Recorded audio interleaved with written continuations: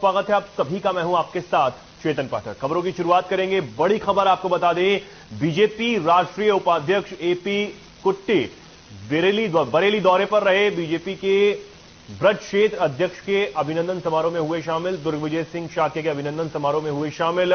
मदारी सिलसिले की दरगाह हुजूर पाते अजमेर पर की ताजपोशी। बीजेपी के अल्पसंख्यक मुख्य चेहरे के रूप में जाने जाते हैं कुट्टी। नगर निकाय चुनाव से पहले मुस्लिमों को साधने की कोशिश। तो बड़ी खबर आपको बता रहे हैं, बीजेपी राष्ट्रीय उपाध्यक्ष एपी कुट्टी बरेली दौरे पर पहुंचे। दुर्ग विजय सिंह शाक्य के अभिनंदन समारोह में वो शामिल हुए। मदारी सिलसिले की दरगाह हुजूर पाते अजमेर पर की ताजपोशी। तो ये बड़ी खबर आपको बता रहे हैं, निकाय चुनाव को लेकर भी मुस्लिम वोट बैंक साधने की कोशिश यहां पर की जा रही है। तो ये बड़ी खबर आपको बता रहे हैं, बीजेपी राष्ट्रीय उपाध्यक्ष बरेली दौरे पर पहुंचे, जहां वो दुर्ग विजय सिंह शाक्य के अभिनंदन समारोह में शामिल हुए हैं। साथ ही मदारी सिलसिले की दरगाह हुजूर पाते अजमेर पर ताजपोशी भी की। बड़ी खबर आपको बता रहे हैं, बीजेपी राष्ट्रीय उपाध्यक्ष एपी कुट्टी बरेली दौरे पर पहुंचे, जहां दुर्ग विजय सिंह शाक्य के अभिनंदन समारोह में वो शामिल हुए।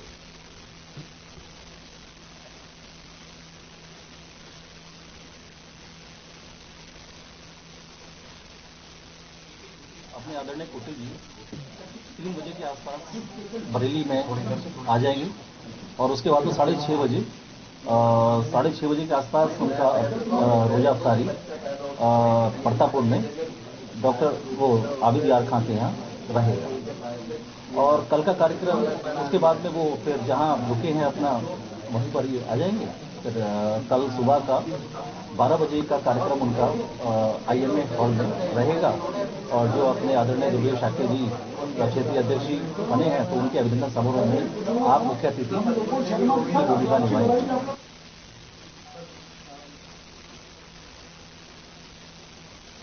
फर्रुखाबाद जनपद में पूर्व विदेश मंत्री सलमान खुर्शीद के 2 दिवसीय दौरे के दौरान सलमान खुर्शीद ने केंद्र सरकार समेत उत्तर प्रदेश की सरकार को घेरते हुए पंजाब सरकार को भी आड़े हाथों लिया है। पूर्व विदेश मंत्री सलमान खुर्शीद ने कहा कि राहुल गांधी के मामले में सरकार को ऐसा उतावलापन नहीं दिखाना चाहिए था, जब सरकार को मालूम था कि यह मामला उच्च अदालत में भी जाएगा।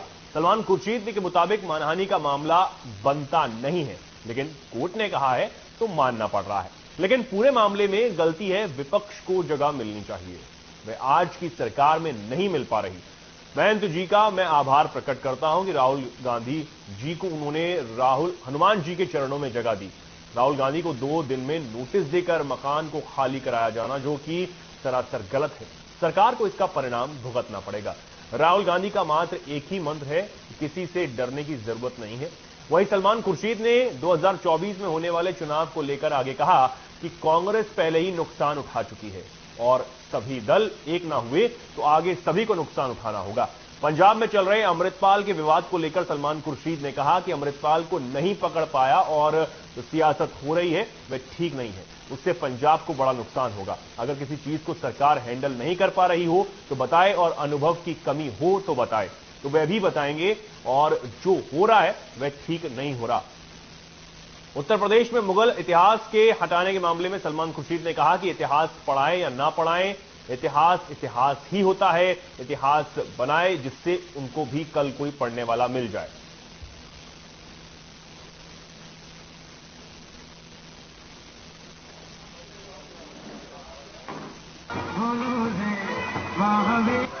मुझे नहीं मालूम, अखिलेश जी अगर बात करने को तैयार है, ममता जी अगर बात करने को तैयार है, तो मैं इतना ही कहूँगा कि उनकी उदारता का हम स्वागत करते हैं और उनकी दूरदर्शिता को हम स्वागत करते हैं। ये गाज अगर गिरेगी तो सिर्फ कांग्रेस पर नहीं गिरेगी, सब पर गिरेगी। कांग्रेस नुकसान उठा चुकी है, अन्य दल जो है नुकसान उठाएंगे। इसलिए हम लोग सब आपस में बैठकर अगर हम सुनिश्चित कर लें कि आगे की लड़ाई कैसे लड़नी है, इकट्ठा होकर देश को अच्छी व्यवस्था कैसे देनी है, तो मैं समझता हूं हमको कामयाबी 2024 में अवश्य मिलेगी।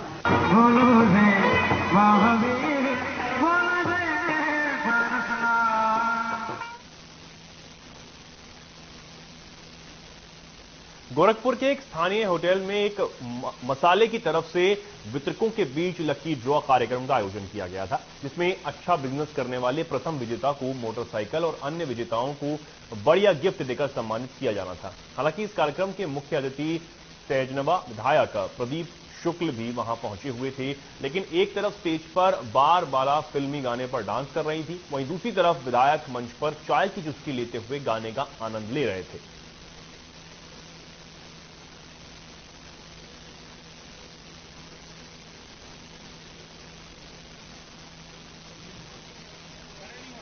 गोरखपुर क्लार्किन होटल में रॉयल मसाला परिवार ने जो कार्यक्रम कर रहे हैं, अपने सभी व्यवसायियों को, डिस्ट्रीब्यूटर को बुलाकर उनको लकी ड्रा के तरह, जैसे उन्होंने बताया कि मैं उत्तर प्रदेश को 9 चरणों में जगह जगह करके आज उनके 4थे चरण का लकी ड्रा इस गोरखपुर में हो रहा है।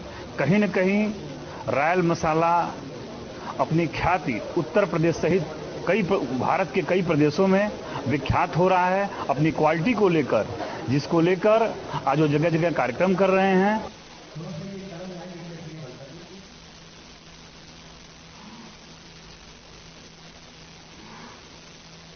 समाजवादी पार्टी ने शहरी निकाय चुनाव को लेकर अपनी कमर कस ली है। इस बार जिले में सभी सीटों पर समाजवादी पार्टी अपनी जीत दर्ज करने का दावा कर रही है। अपनी पार्टी को मजबूती देने के लिए आज समाजवादी पार्टी के नगर निकाय चुनाव प्रभारी और विधायक ब्रजेश यादव बरेली सिविल लाइन में स्थित एक निजी होटल में पहुंचे। इस दौरान उन्होंने बताया, भाजपा से देश की जनता त्रस्त है, वह इसका जवाब चुनाव में वोट देकर करेगी। इस दौरान उन्होंने नगर निगम, नगर पालिका, नगर पंचायत चुनाव को लेकर कई मुख्य बिंदुओं पर चर्चा की है। ऐसे किसी भी उम्मीदवार को टिकट नहीं दिया जाएगा जिसकी छवि खराब हो और वह दागी हो। साफ छवि वाले को ही टिकट दिया जाएगा। विधायक ने कहा कि समाजवादी पार्टी ने सदैव जनता के हित में काम किया है। जनता समाजवादी पार्टी सरकार को पूर्ण समर्थन कर रही है और वह आगामी चुनाव में वोट देकर सपा को मजबूत बनाने का काम करेगी। वहीं राहुल गांधी को लेकर उन्होंने कहा कि किसी ऐसे व्यक्ति को जिसे जनता ने चुना हो, उसके साथ सरकार का यह व्यवहार सरासर गलत है।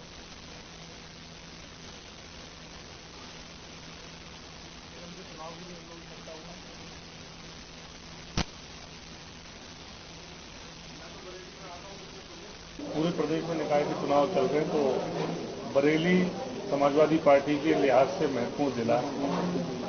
मेयर का कैंडिडेट तय करने के लिए हम सब समाजवादी लोग जिले के महत्वपूर्ण लोग हैं। इसमें सभी पूर्व सांसद, पूर्व मेयर, पूर्व विधायक, मौजूदा विधायक और जो जिम्मेदार समाजवादी पार्टी के लोग हैं सब इकट्ठा थे। नाम ऑलमोस्ट तय कर लिए गए और वहां का पैनल बना के राष्ट्रीय नेतृत्व को भेजा जाएगा। मेरे ख्याल हफ्ते भर में टिकट फाइनल यहाँ हो जाएगा और एक जिताऊ कैंडिडेट जो जीत के जाएगा निश्चित तौर पे, ऐसा कैंडिडेट आपके सामने है।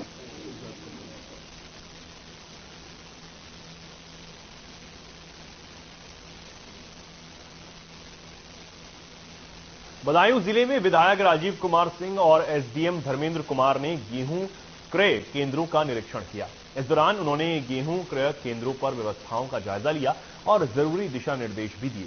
साथ ही विधायक राजीव कुमार ने 2 क्रय केंद्रों का भी शुभारंभ किया है। बता दें कि बदायूं की दातागंज विधानसभा से विधायक राजीव कुमार सिंह ने गेहूं क्रय केंद्रों का निरीक्षण किया। इस दौरान उनके साथ दातागंज तहसील के एसडीएम धर्मेंद्र कुमार सहित अन्य कर्मचारी भी मौजूद रहे। विधायक राजीव कुमार सिंह ने जानकारी देते हुए बताया कि उत्तर प्रदेश सरकार की किसानों के हितों के लिए तत्पर है और किसानों को उनका उचित मूल्य मिले, इसके चलते प्रदेश सरकार ने 2 आरएफसी क्रय केंद्रों को दातागंज में खोला है, जिस पर सिर्फ किसान के गेहूं ही खरीदे जाएंगे।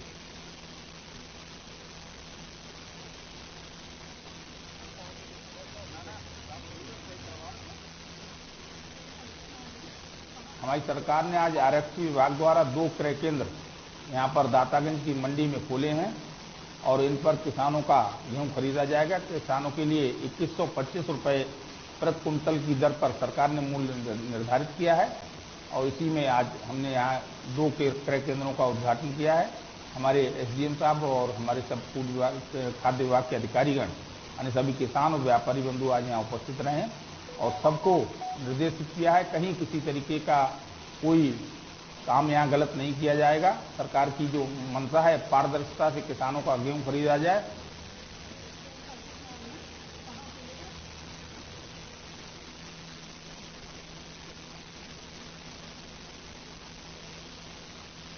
बुलंदशहर में सिंचाई विभाग के बनाए 2 सड़कों की शिकायत पर सदर बीजेपी विधायक प्रदीप चौधरी उनका निरीक्षण करने पहुंचे। सदर विधानसभा क्षेत्र में सिंचाई विभाग ने ग्राम करकुड़ा से आगोता और सैदपुर से लखावटी नहर से बबूपुर की सड़कों का निर्माण किया था, जिसके बाद स्थानीय ग्रामीणों ने सदर विधायक प्रदीप चौधरी से सड़क के घटिया निर्माण की शिकायत की थी, जिसको लेकर सड़क की जांच के लिए पहुंचे विधायक ने सड़क निर्माण में प्रयुक्त सामग्री की गुणवत्ता की जांच के लिए विधायक ने खुद गेदारे से सड़क खोदी और सिंचाई विभाग के एई-जेई से सैंपल एकत्र कराए।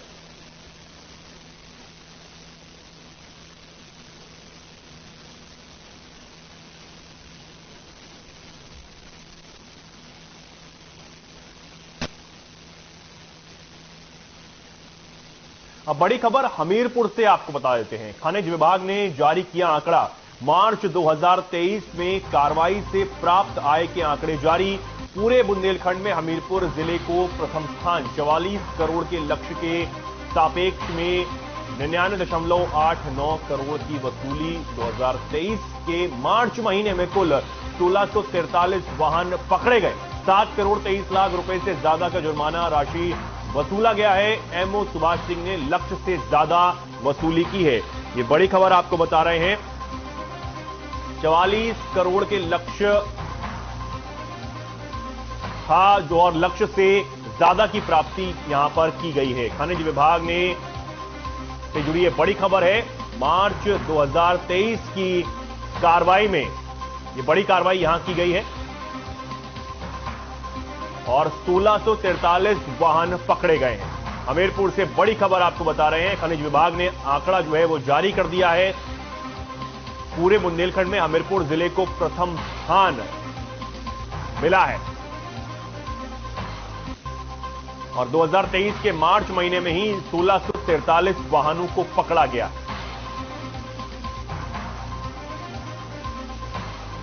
पूरे बुंदेलखंड में हमीरपुर को प्रथम स्थान प्राप्त हुआ है और मार्च महीने में 1643 वाहनों को यहां पकड़ा गया। ये बड़ा आंकड़ा जारी किया गया है।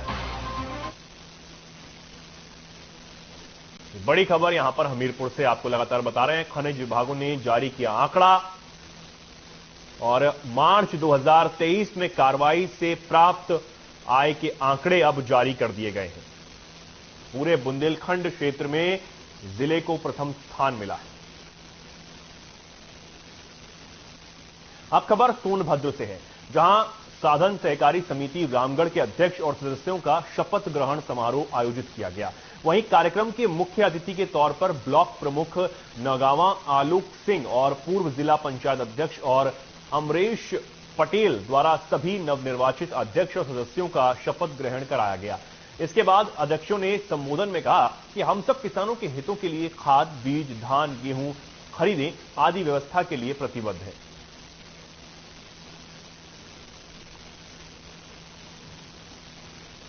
ब्लॉक के 3 साधन सहकारी समितियों के वहीनी, आमडी और खलियारी 3 साधन सहकारी समितियों के संचालक मंडल का शपथ ग्रहण समारोह था। ये 3 अध्यक्ष और 27 और कुल 24 डायरेक्टर आज शपथ ग्रहण किया है। भाई साहब, मैं बताना चाहता हूं कि किसान भाइयों के लिए खाद, बीज, धान जो भी उपलब्ध होगा मैं समय समय से कराता रहूंगा।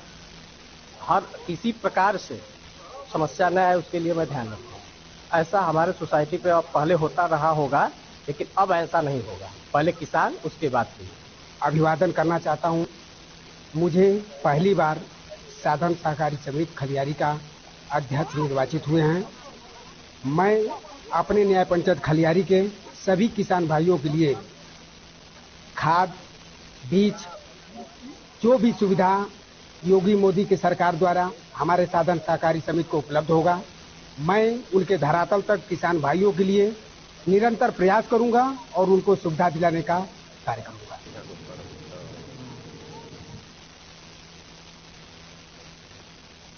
पूर्व ब्लॉक प्रमुख प्रेमपाल गौतम ने शारदा नगर नदी में छलांग लगाई।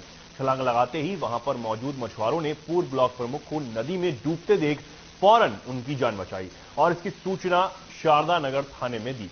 सूचना मिलते ही आनन फानन में शारदा नगर थाने की पुलिस फोर्स मौके पर पहुंची और एम्बुलेंस से तुरंत सीएचसी भिजवाया गया। हालत गंभीर देखते हुए प्राथमिक उपचार के बाद जिला अस्पताल उन्हें रेफर कर दिया गया। वहीं हालात सही होने पर पूर्व ब्लॉक प्रमुख से आत्महत्या करने का कारण पूछा गया तो उन्होंने क्षेत्रीय बीजेपी विधायक विनोद कुमार अवस्थी पर गंभीर आरोप लगाते हुए बताया कि मुझे फोन पर विधायक ने बुलाया था, फिर मेरा अपमान किया। उस अपमान को मैं बर्दाश्त नहीं कर पाया, इस वजह से मैं आत्महत्या करना चाह रहा था। वहीं बीजेपी विधायक प्रतिनिधि गोपाल शंकर अवस्थी ने आरोप बेबुनियाद बताए हैं।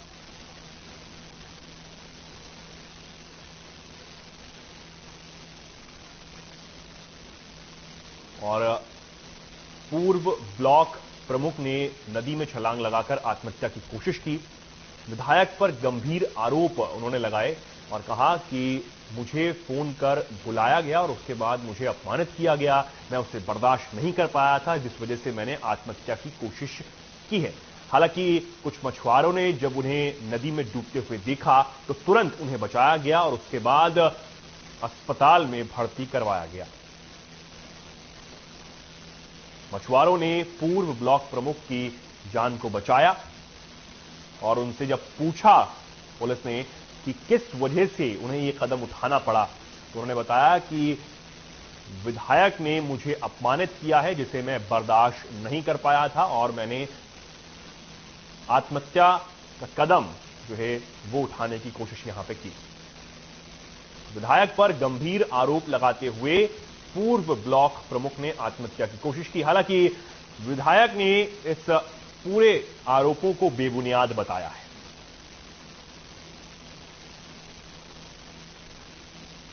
ये खबर जहां पूर्व ब्लॉक प्रमुख ने आत्महत्या की कोशिश की है, मछुआरों ने पूर्व ब्लॉक प्रमुख की किसी तरह जान बचाई, डूबने से उन्हें बचाया और जब उन्हें अस्पताल में भर्ती करवाया गया तो उनसे पूछा कि उन्होंने ऐसा कदम क्यों उठाया तो उन्होंने बताया कि विधायक ने मुझे अपमानित किया, जिसे मैं बर्दाश्त नहीं कर पाया था।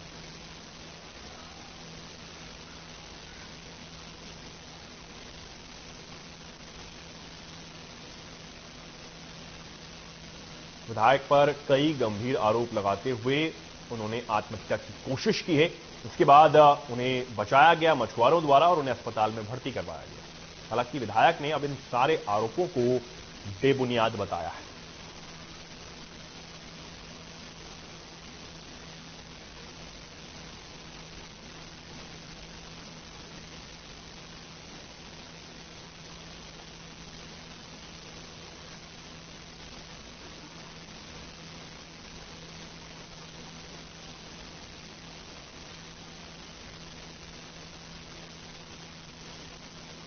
और इस खबर पर हमारे साथ जुड़े हैं गोपाल शंकर अवस्थी, विधायक प्रतिनिधि। गोपाल जी, ये जो आरोप यहां लगाए गए हैं, किस तरीके से आप इन्हें देखते हैं? जी भाई साहब, ये जो आरोप लगाए गए हैं ये बिल्कुल निराधार है और हम लोग कभी किसी कार्यकर्ता को कभी अपशब्द बोलते ही नहीं है। हर कार्यकर्ता जो है हमारा बहुत प्रिय है, लेकिन अब ये जो है इनका 2014 से पहले का कोई मैटर है लेन देन का। कहीं कोई जल निगम में काम किए थे तो उसमें इनका बता रहे हैं 17 लाख रुपए बकाया है तो विधायक जी नहीं दिला रहे हैं। तो 2014 का मैटर है और इनके पास कोई दस्तावेज भी नहीं है, तो हम भाई साहब कैसे इनकी मदद कर सकते हैं? ठीक है, बहुत धन्यवाद गोपाल जी हमारे साथ जुड़ने के लिए। आगे बढ़ेंगे, बरेली से बड़ी खबर आपको बता दें, पुलिस के हाथ लगी बड़ी कामयाबी। पुलिस ने एक तस्कर को गिरफ्तार करने में भी सफलता हासिल की है। 1 करोड़ का बताया जा रहा स्मैक बेचने वाला आरोपी मौके से हुआ फरार। बरेली के थाना सीबीगंज क्षेत्र का यह पूरा मामला है। बड़ी खबर आपको बता रहे हैं, 1 करोड़ के स्मैक के साथ एक शख्स को गिरफ्तार किया गया और ये बड़ी कामयाबी यहां पुलिस को हाथ लगी है। बरेली से बड़ी खबर आपको बता रहे हैं, पुलिस ने एक तस्कर को गिरफ्तार किया है। 1 करोड़ के स्मैक के साथ गिरफ्तार किया गया है।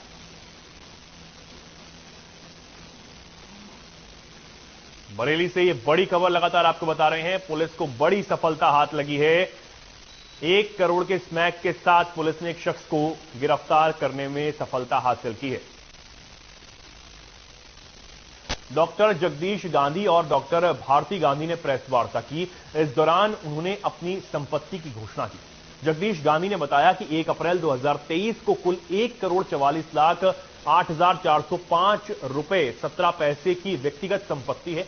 जगदीश गांधी ने बताया कि सीएमएस के 60,000 बच्चों की मेरी असली पूंजी है, जिनके माध्यम से मुझे विश्व के 2.5 अरब बच्चों के सुरक्षित भविष्य के लिए काम करने की प्रेरणा मिलती है।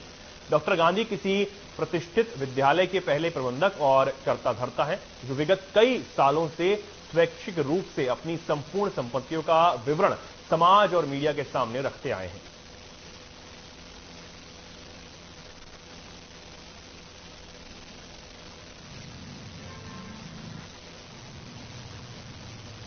हमने अपने जो पर्सनल एसेट थे वो हमने वेबसाइट पे डाले हैं।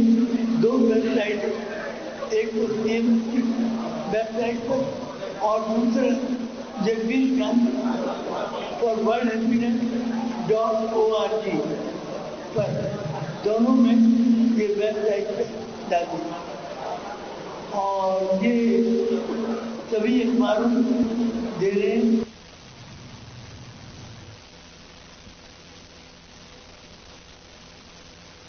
झांसी के वीरांगना रानी लक्ष्मीबाई रेलवे स्टेशन के प्लेटफॉर्म नंबर 2-3 पर महिला ने बच्चे को जन्म दिया। प्लेटफॉर्म पर तड़प रही महिला की डिलीवरी रेलवे चिकित्सकों ने कराई। डिलीवरी टीम में डॉक्टर रविंद्र चौधरी, सिस्टर अर्पिता आर्या एवं सहयोगी स्टाफ द्वारा सहयोग किया गया।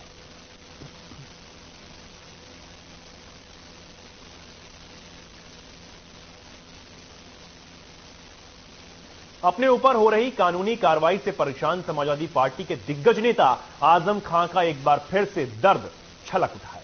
आजम ने एक वीडियो संदेश जारी कर अपने खिलाफ हो रही कार्रवाई और मौजूदा समय के लोकतंत्र पर सवाल उठाया और कहा कि आने वाला कल भारतीय लोकतांत्रिक व्यवस्था की आलोचना करेगा और कुछ ना कुछ अपनी राय रखेगा।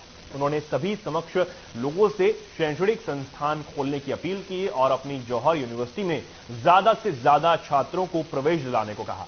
आजम खान ने कहा कि हमारे देश में एक खास वर्ग को पीछे रखने के लिए मंसूबाबंद तहरीक है, उसका मुकाबला किसी गैर मंसूबाबंद तहरीक से नहीं किया जा सकता। कि मेरी सारी जिंदगी और जिंदगी का अमल एक आईने की तरह आपके सामने माजी में भी रहा है, आज भी है, और आप कल और आज से मेरे आने वाले कल का अंदाजा लगा सकते हैं। मुझ पर, मेरे अपनों पर, मेरे प्यारों पर गुजरे हुए 4-5 साल में जो कुछ हुआ है वो किसी से पोशीदा नहीं है और गालिबन ये एक ऐसी अफसोसनाक तारीख है जिस पर आने वाला कल हिंदुस्तान के इस निज़ाम जमहूरी पर जरूर तनकीद करेगा और कुछ ना कुछ अपनी राय पेश करेगा। रोज़े अव्वल से जिंदगी का मिशन यही था कि जो लोग बहुत कमजोर हैं, बहुत नजरअंदाज हैं, उपेक्षित हैं और किसी मकसद के तहत पूरी दुनिया में और बिलखुसूस हमारे ही अपने मादर वतन में एक खास तबके को पीछे रखने के लिए जो मंसूबाबंद तहरीक है, उसका मुकाबला भी किसी गैर मंसूबाबंद तहरीक से नहीं किया जा सकता। लाजिम था, लाजिम है और आने वाले वक्त भी शायद यही उसूल कामयाबी से गामजन होगा कि हम अपनी आने वाली कल की नस्लों के लिए कोई ऐसा नक्शा तैयार करें जिनमें अगर उनके लिए बहुत आसानियां ना हों तो वो सख्तियों को सहन कर सकें और एक नॉर्मल जिंदगी, एक आम जिंदगी गुजार सकें। हमारे बच्चों के अंदर सलाहियतों की कोई कमी नहीं है, उन्हें मौका नहीं मिलता। खूबियों की कमी नहीं है, उन्हें मौका नहीं मिलता। आगे बढ़ने की हौसले की कमी नहीं है, उन्हें मौका नहीं मिलता। ये मौका मिले हम इसके लिए कोशिश करें। खबरों में फिलहाल के लिए इतना ही। नमस्कार।